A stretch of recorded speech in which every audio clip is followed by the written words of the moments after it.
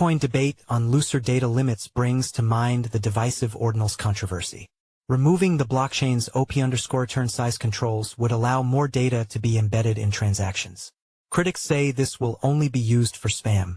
Bitcoin developers are again at odds over how the world's oldest and largest blockchain should handle storing information on-chain, with a proposal to relax long-standing limits on the size of data held sparking fierce debate reminiscent of 2023's battles over ordinals.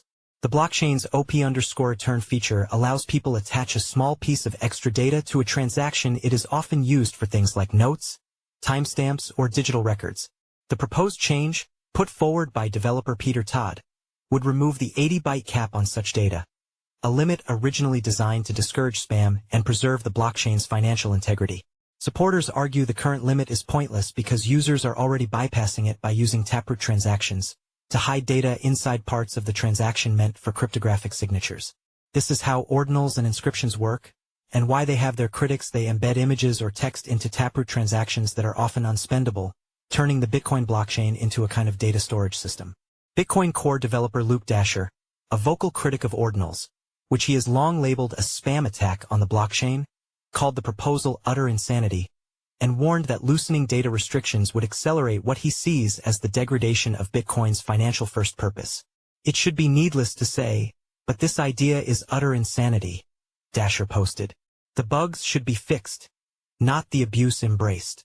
Critics of the proposal also have another concern. The change could normalize illegal content storage, degrade the chain's fungibility, and turn node operators into unwitting hosts of malware and copyright violations. To demonstrate the potential maelstrom this may bring, one Ordinals team inscribed a whole Nintendo 64 emulator onto the blockchain, which may get the attention of Nintendo, a company known for being protective of its intellectual property.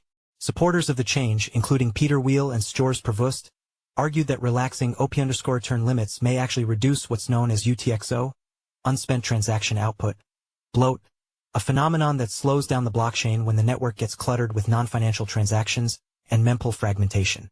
UTXO bloat is a documented side effect of ordinals and inscriptions using Taproot transactions.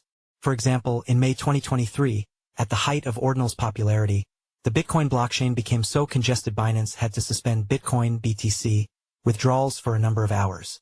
The demand exists, Will wrote, and pushing it outside the public relay network only causes greater harm.